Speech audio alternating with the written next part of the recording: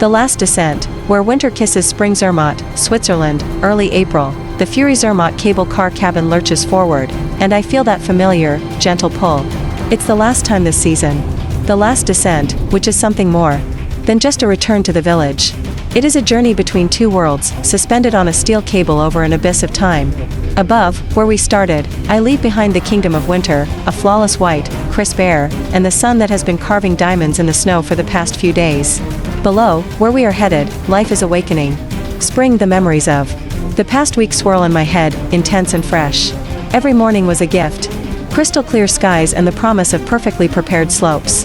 The weather, that capricious Alpine director, treated us to a spectacle worthy of a season finale. The sun flooded the glacier slopes, and in its light, there it stood, the silent witness to our efforts, the Matterhorn. An image so powerful it fills the entire soul. A dance on the border of season. Zermatt in April is a magical place. It is here, on these slopes, that one can experience winter in its most beautiful, sunny form. I remember vividly those descents. From the Klein Matterhorn, from the highest cable car station in Europe at 3,883 meters. Stepping out of the tunnel into the thin air and dazzling sun, and then that view of the Theodule Glacier, stretching down like a frozen river. Every turn on that endless run was like a dance in the heart of winter. The snow, still fluffy and fast, sang its last song of the season under the edges of my skis. I felt that incredible freedom, that rush that lets you forget the entire world. Speeding through a kingdom of ice and rock. Just a few hours ago, I was up there, in a world of white, where the only green was the trail markers. Now, as the cabin slowly glides down, the landscape outside the window undergoes a subtle metamorphosis. The snowline recedes with every meter, giving way to the first signs of life. First shyly, then more boldly, dark patches of damp earth emerge from under the white blanket. I see the first green buds on the branches of the larches. And then I spot them, purple and yellow crocuses that, like small, brave jewels, break through the last patches of melting snow on the village lawns. It is a sight that tugs at the heartstrings. A contrast so beautiful and so natural with joy, nostalgia, and a promise in this one, short descent from Fury to Zermatt, all emotions mingle. Immense joy and gratitude for this week. For the sun, for the perfect conditions, but above all, for the daily presence of the Matterhorn. This is no ordinary mountain. It is a symbol of power and immutability. Its sharp, proud silhouette, which seemed to watch us on every slope, was a reminder of what is most important in life, of strength, determination, and the beauty that lasts forever, unlike our own fleeting moments. The sight of its eastern face, painted pink at sunrise, was a lesson in humility and awe. This season was complete, sealed with the most beautiful clasp I could have imagined. At the same time, I feel that familiar note of nostalgia. This is a farewell to my skis, which I will soon unclip for the last time. But this year, the farewell is different, softer. Because I am descending straight into the arms of a new season. The winter above bids me farewell in its full glory.